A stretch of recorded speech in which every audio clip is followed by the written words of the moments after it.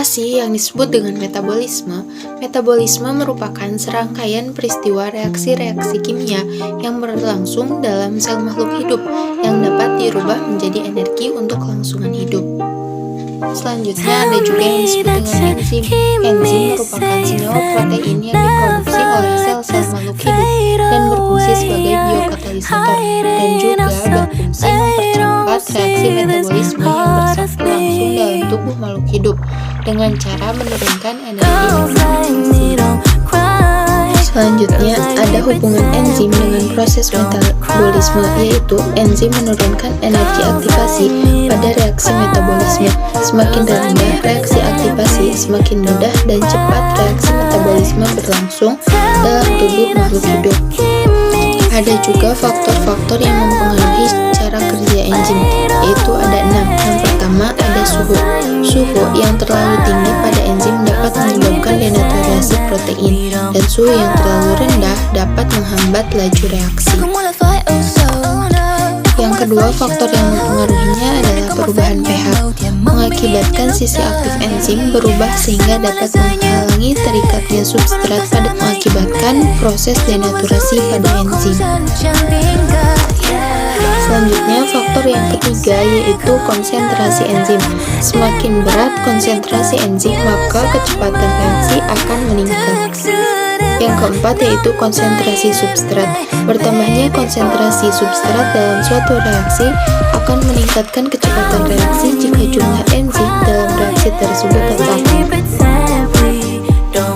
Dan yang kelima, ada zat-zat pengikat aktivator. Aktivator yaitu zat yang berfungsi memacu atau mempercepat reaksi enzim.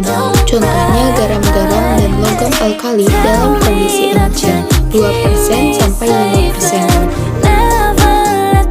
Dan yang terakhir adalah zat-zat penghambat inhibitor. Ada dua, ada inhibitor kompetitif dan ada inhibitor non-kompetitif. Selanjutnya ada macam-macam metabolisme. Yang pertama ada katabolisme dan yang kedua ada anabolisme. Katabolisme merupakan reaksi perombakan senyawa kompleks menjadi molekul-molekul sederhana dengan menghasilkan energi, yaitu yang disebut dengan katabolisme. Dan yang kedua, anabolisme, yaitu reaksi penyusunan senyawa kompleks dari molekul-molekul sederhana yang membutuhkan energi. Nah, katabolisme yaitu bisa juga disebut dengan reaksi eksoterm.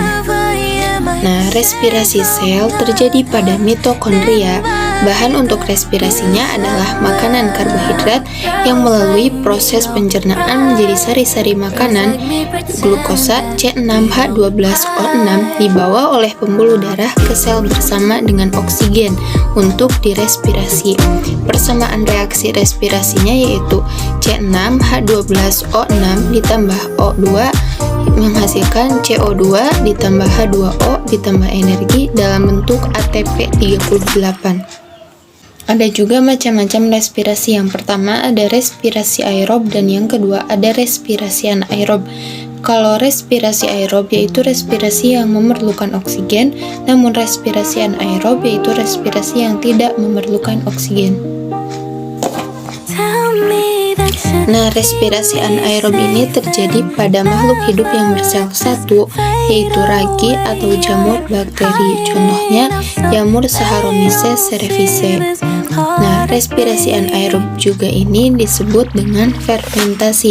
Bahan yang dirubahnya adalah glukosa, yaitu C6H12O6 ditambah ragi C2H5OH atau alkohol ditambah CO2 ditambah energi sedikit yaitu 2 ATP.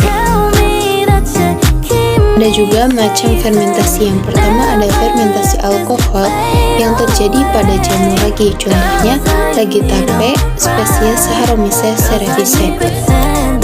Reaksinya polisakarida atau ketan dan singkong ditambah ragi C6H12O6 glukosa manis lalu tanpa oksigen karena anaerob C2H5OH etanol atau alkohol ditambah CO2 ditambah 2 ATP.